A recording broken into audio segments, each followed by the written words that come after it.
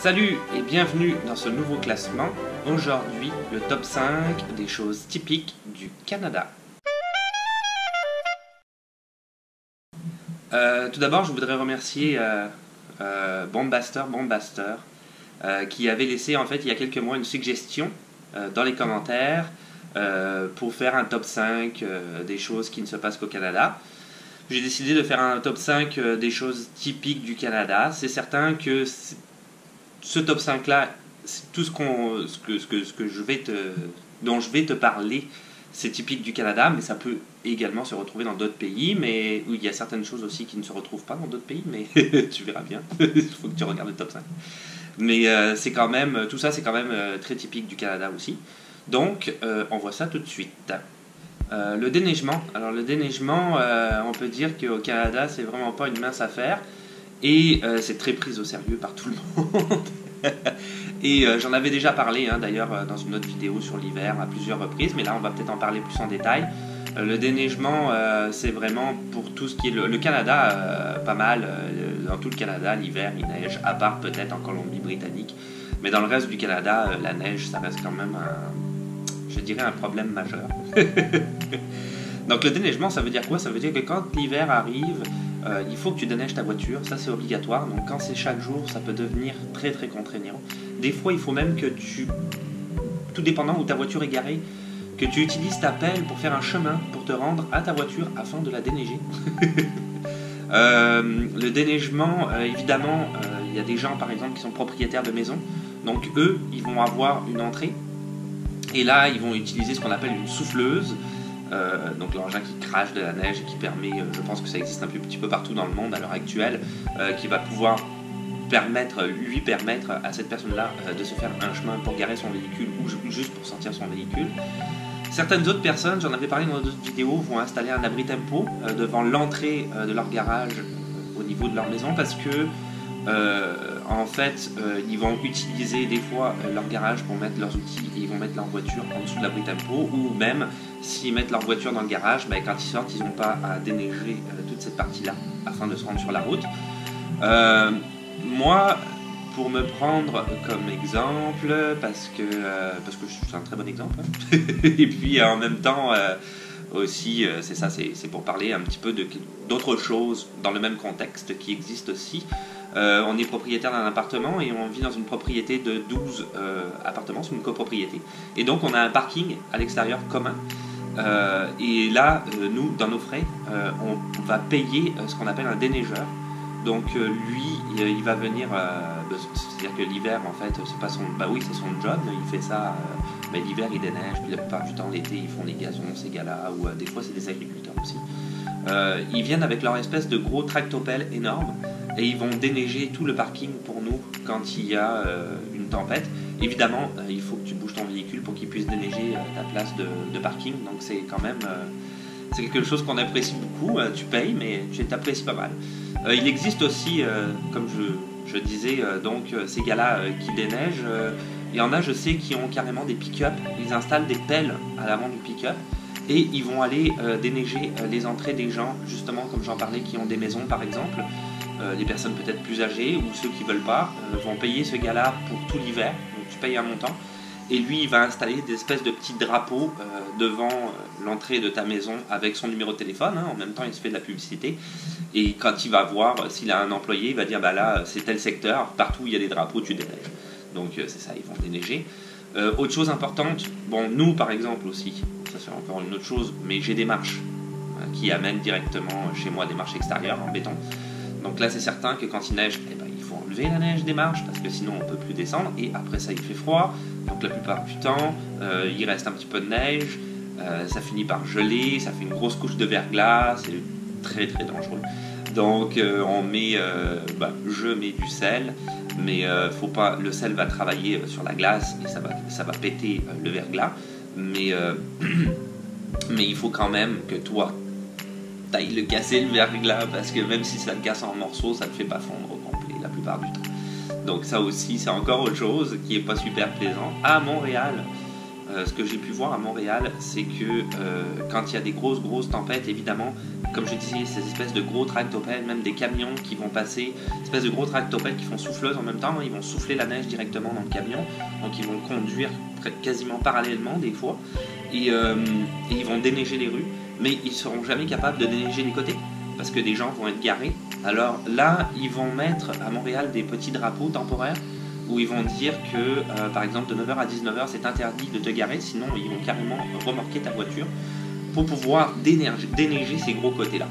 Alors, à Montréal, un petit conseil, si jamais tu es un nouvel arrivant et que tu loues un appartement à Montréal, ne pas avoir de place de stationnement ou de parking à Montréal, c'est vraiment très problématique, parce que déjà l'été tu as du mal, étant donné les signalisations, faut une vignette pour certains endroits où tu payes, puis d'autres endroits où c'est simplement interdit de telle heure à telle heure parce qu'ils vont nettoyer la chaussée ou pour d'autres raisons, des fois les poubelles. Mais l'hiver, c'est mission impossible entre les moments où ils décident de déneiger, comme je disais, le bas côté du trottoir et l'autre côté qui est interdit, tu peux juste te garer nulle part.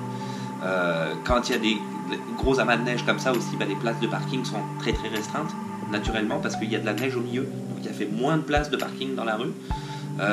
Donc c'est quand même très compliqué.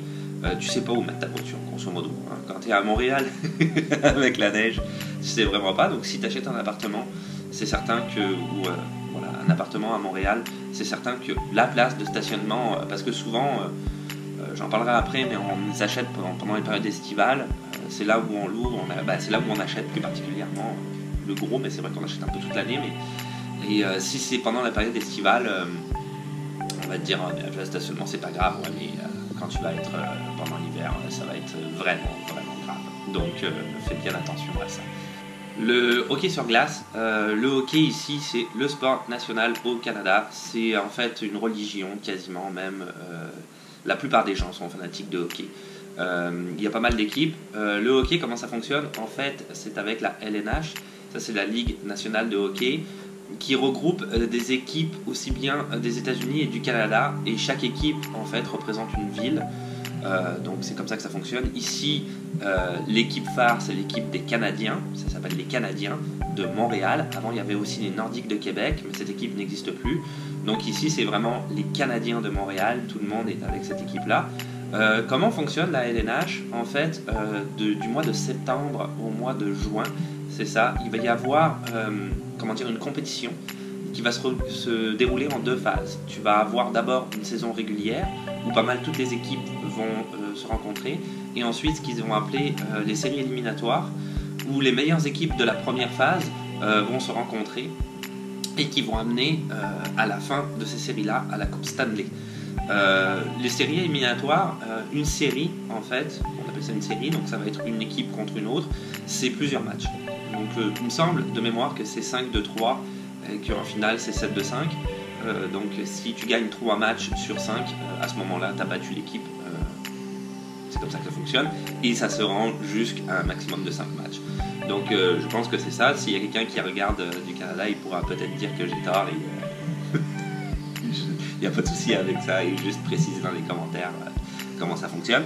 Le Canadien, l'équipe donc phare de Montréal, qui est très soutenue quand même ici, et l'équipe qui a le plus gagné la Coupe Stanley depuis qu'elle existe, c'est-à-dire qu'ils l'ont gagnée à 24 reprises, mais ils n'ont pas gagné la Coupe Stanley depuis 1993.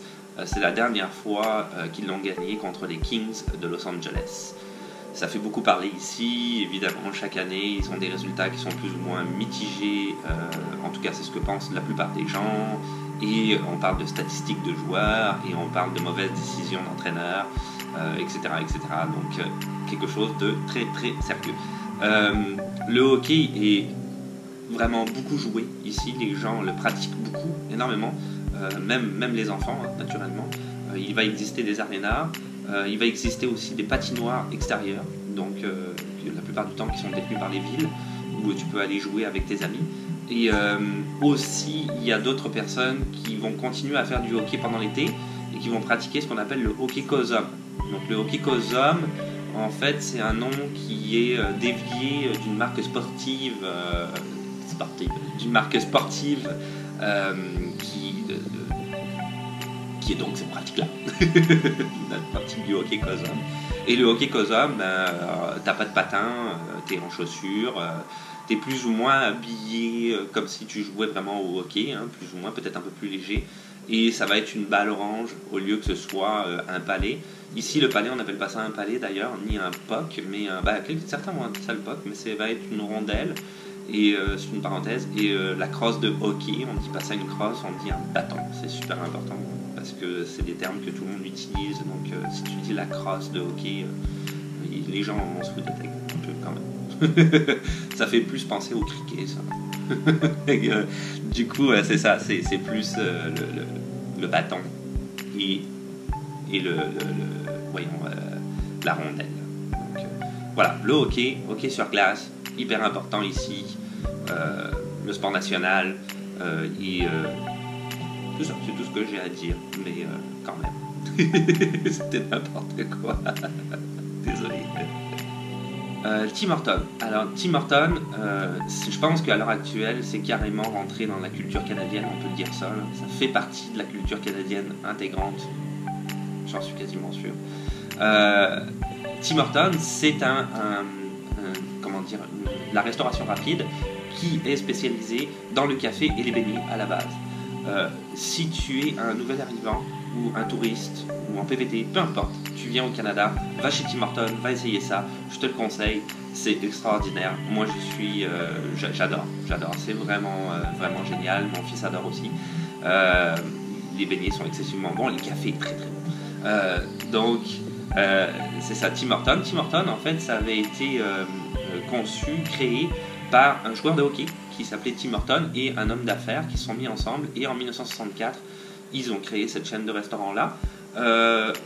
Quand tu vas chez Tim Horton, tu n'es pas obligé de prendre que du café et des beignets. À l'heure actuelle, au départ c'était ça, mais à l'heure actuelle tu peux aussi avoir des menus où tu vas trouver des sandwichs, des soupes, des chips même, des sodas, etc. Donc tu peux véritablement manger sur place. C'est ouvert 24 heures sur 24, ils font à emporter, ils ont également un système de driving, voiture. Et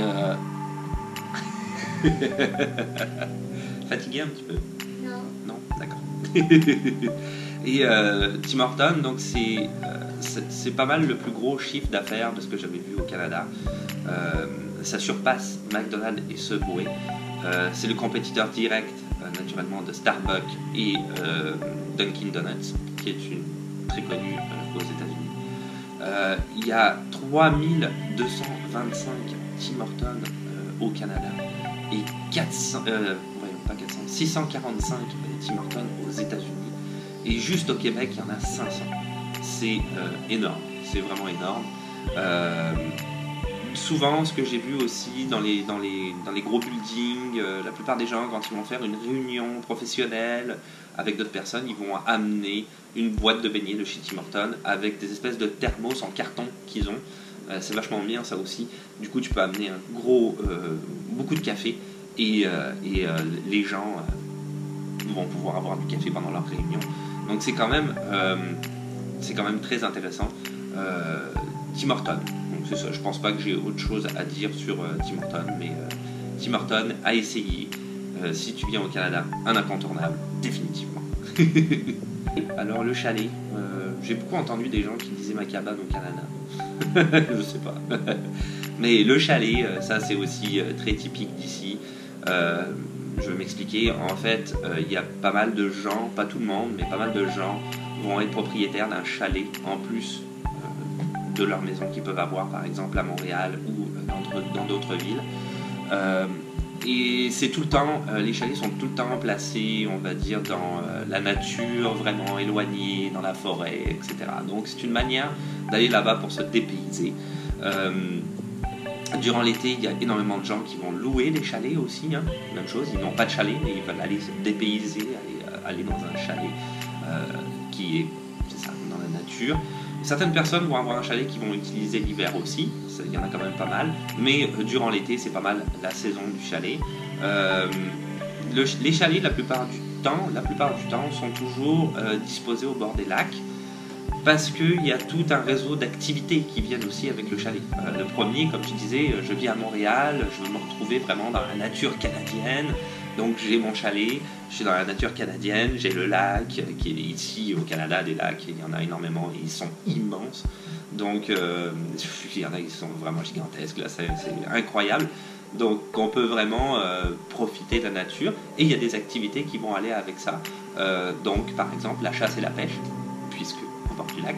Donc la chasse, il y a pas mal de gens qui pratiquent ça, mais la pêche, je dirais qu'il y a peut-être un petit peu plus de gens parce qu'il faut moins de... Comment dire, on peut être débutant plus facilement quand on fait de la pêche que de la chasse. La chasse, ça prend déjà plus une technique élaborée. Avec la pêche et la chasse au Canada, c'est obligatoire, il faut avoir un permis. Donc il faut que tu ailles chercher un permis qui lui va décider de quand à quand tu as le droit de pêcher, qu'est-ce que tu as le droit de pêcher et c'est quoi ton quota. Même chose pour la chasse. Il y a d'autres activités qui existent aussi avec les chalets. On voit plein de gens qui partent sur les routes quand on est en vacances. Ils vont avoir des remorques avec en arrière des jet skis, des motos marines, des quads qui vont être des... ici, ils vont appeler ça des 4 roues.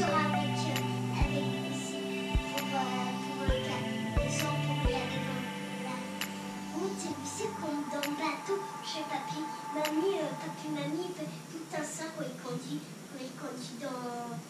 dans la plage. Ah oui, parce que papy il a un chalet aussi, donc il amène son petit-fils au chalet qui est très content d'y aller. Donc c'est ça que je disais, les quads qui vont souvent être, on va appeler ici des 4 roues ou des 3 roues, juste parce qu'ils ont 4 roues ou certains ont 3 roues, tout simplement. Le déménagement, en fait, c'est carrément même typique du Québec, parce que le 1er juillet, qui est aussi la fête nationale du Canada, due à la Confédération du 1er juillet 1867, donc la création du Canada, et qui est un jour férié, est aussi ce qu'on appelle la journée de fête du déménagement. Dans ce que j'ai pu voir, alors ça veut dire quoi? On va déjà l'expliquer.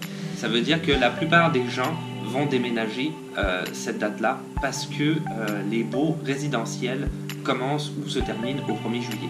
Donc ça veut dire qu'il va y avoir entre 200 000, et dans les chiffres que j'ai trouvés, c'est à peu près ça, c'est une moyenne, entre 200 000 et 250 000 Québécois qui vont déménager en même temps. Donc, si tu prends par exemple la ville de Montréal, c'est hallucinant. C'est une journée hallucinante. La ville est complètement submergée.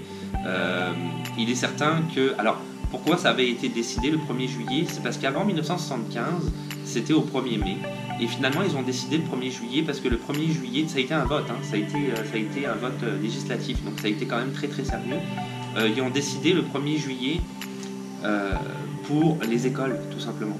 C'était un jour férié qui était relativement proche de la fin de l'année scolaire, ce qui permettait du coup de pouvoir déménager sans changer ton enfant d'école alors que tu es à un mois de la fin, puisque le 1er mai, c'était quand même proche de la fin de l'année scolaire.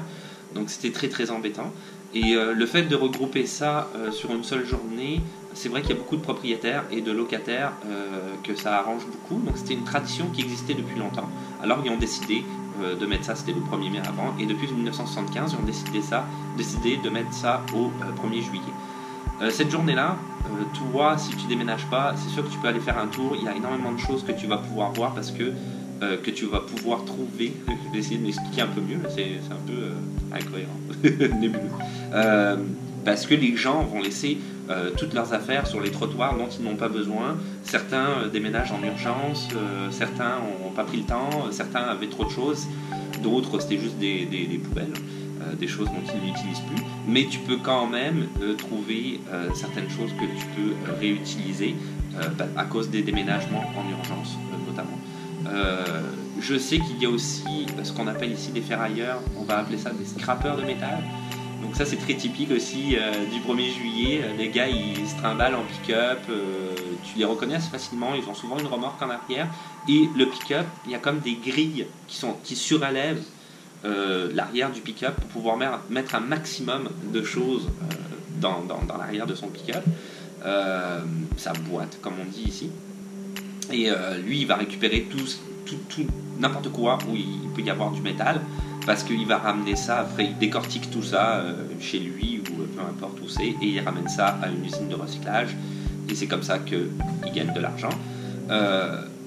Donc c'est ça, c'est pas mal la journée du déménagement. Chose à noter, si tu viens et que tu dois... J'ai des fourmis dans les pieds, c'est horrible. Désolé. Si tu viens et que donc tu prends un appartement et qui va commencer au 1er juillet comme la plupart des appartements, quand tu vas déménager, il y a des choses à retenir. C'est que si tu veux déménager toi-même et que tu veux louer une petite fourgonnette par exemple pour déménager, ça va être très compliqué proche du 1er juillet parce que évidemment tout le monde va louer sa fourgonnette ou va dans ces concessionnaires-là qui louent des fourgonnettes ou des petits camions. Donc très compliqué de louer une fourgonnette à ce moment-là. Et alors les compagnies de déménageurs, c'est pire quoi. C'est sûr que eux, c'est leur moment de l'année, hein, donc très difficile aussi d'avoir... il faut s'y prendre vraiment à l'avance, d'après moi. Vraiment, vraiment à l'avance. Et aussi, il y a quelque chose qu'il faut que tu aies en tête, c'est que ça vaut aussi bien pour les compagnies de déménageurs que pour ceux qui louent des fourgonnettes ou des petits camions, c'est qu'ils gonflent leur prix pas mal au 1er juillet. Ils savent, hein, il va y avoir une demande énorme, donc ils se permettent un petit peu de gonfler leur prix. C'est peut-être pas très honnête, mais c'est pas tous, ils font pas tous ça, certains. Donc c'est ça, le 1er juillet, la fête du déménagement, on va dire, à Montréal, au Québec, même pas que à Montréal, au Québec, partout au Québec. C'est quelque chose d'assez majeur quand même. Et voilà, c'est tout pour aujourd'hui. Donc c'était le top 5 des choses typiques du Canada. Donc merci à Bombaster d'avoir donné l'idée. Il y a quelques temps de ça, mais quand même, merci d'avoir donné la suggestion. Il y a toujours l'autre chaîne qui existe sur le cinéma, Nation Cinéma. Donc si tu es intéressé, ma chaîne y est abonnée. Tu peux aller voir. Si tu n'es pas intéressé, c'est pas grave. Donc n'oublie pas de t'abonner pour voir quand est-ce qu'une nouvelle vidéo va sortir. De mettre un petit pouce bleu parce que ça fait toujours plaisir. Le compte Instagram qui existe toujours. Des questions et suggestions, évidemment. Dans le chalet. Dans les commentaires. Oui, le chalet, on en a parlé. Dans les commentaires. Et puis on se dit... Ciao. Ciao. Bye.